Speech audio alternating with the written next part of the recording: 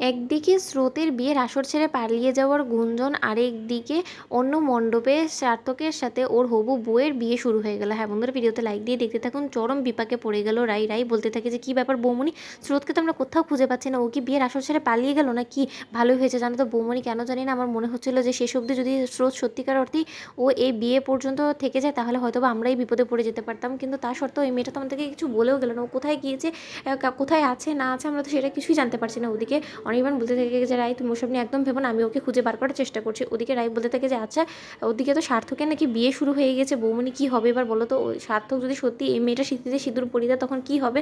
ওদিকে সার্থকের বাবা বলতে থাকে যে যাক বাবা, এই মেয়েটা তো বেশ হ্যাংলা দেখছি, যে হ্যাংলামো করতে করতে মণ্ডপ পর্যন্ত আমার ছেলের সাথে বসে গেল। তখন সার্থকের পিসিমণি বলতে থাকে যে দাদা তুমি দেখেছো, তাই তোমাকে বলেছিলাম যে এরকম চালাকি তুমি করো না, যার ফলে কিনা আমাদের শেষ অবধি গলায় দড়ি নিতে হয়। এখন তুমি দেখেছো যে কী হয়েছে? তখন সার্থক বলতে থাকে যে যাক বাবা, এই মেয়েটাকে কত করে বললাম যে এটা আমরা নিতান্ত একটা অভিনয় করছি শুধু স্রোতকে জ্বালানোর জন্য, কিন্তু তাই বলে তো এই মেয়েটা আমার সাথে ছাদনাতলা অবধি চলে এলো। এখন আমি কী করবো? এই বিয়েটা কি শেষ অবধি আমাদের হয়ে যাবে? একবার যদি এই মেয়েটার সাথে আমার বিয়ে হয়ে যায় তখন আমি কী করে আমার গোটা জীবনটা কাটাবো? আমি তো স্রোতকে ছাড়া কাউকে আমার লাইফে আমি জায়গা দিতে পারবো না। ওদিকে স্রোতকে খুঁজতে খুঁজতে এক পর্যায়ে হঠাৎ করেই একটা চিঠি হাতে লেগে যায় রাইয়ের। ওদিকে রাই সেই চিঠিটা পড়ে বলতে থাকে যে আচ্ছা বৌমনি, এখানে একটা জিনিস তুমি লক্ষ্য করেছো, এখানে যে চিঠির মধ্যে যে নামটা দিয়ে দিয়েছে সেটা তো সার্থকের হবু বউয়ের নাম, তাই না?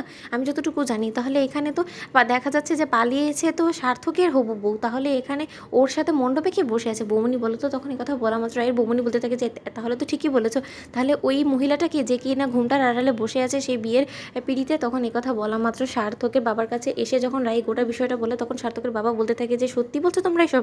তাহলে পালালো কে? তখন এই কথা বলা মাত্র সার্থকের বাবা ওই চিঠিটা পড়ে পরিষ্কার বুঝতে পারে যে ওরা অভিনয় করার জন্য যে মেয়েটাকে এনেছিল সে ঠিক সময় সুযোগ বুঝে ওখান থেকে পালিয়ে গিয়েছে। এদিকে সার্থকের বাবা বলতে থাকে তাহলে আমার ছেলের বিয়ে ঠিক কার সাথে হচ্ছে? ওদিকে সার্থকের পিসিমণি বলতে থাকে যে দাদা এর মধ্যে আবার এই মেয়েটা ঘুমটার আড়ালে বসে আছে, এখন আমরা কী করে বুঝবো যে এই মেয়েটা আদৌ কে আছে? তখন এবার সার্থক মণ্ডপে বসে ঘুমটার আড়ালে বসা মেয়েটাকে বলতে থাকে যে এই মেয়ে, তোমাকে আমি যত দিনের টাকা দিয়েছিলাম সেই টাকা অনুযায়ী তো তোমার কাজ শেষ, তাহলে তুমি এখনও পালিয়ে যাওনি কেন বলো তো? তোমার তো বেশ সাহস দেখছি, তুমি আমার সাথে মণ্ডপে অবধি চলে এসেছো। তখন এই কথা বলা মাত্র ঘুমটার আড়ালে থাকা মেয়েটা বলতে থাকে যে ও তার মানে এই গোটা বিষয়টা প্রি প্ল্যান্ড ছিল, তার মানে ইচ্ছাকৃতভাবে এই মিথ্যে বিয়ে সাজানো হয়েছে। আর এখন উনি বলছে যে উনি বিয়ে করবে না, তার মানে এবার বুঝতে পেরেছি সেই মেয়েটা যাকে কিনা হবু বউ বলে উনি চালিয়ে দিয়েছে সার্থক, তার মানে সেটা হলো গিয়ে পুরোপুরি ভুয়া বানোয়াট ছিল।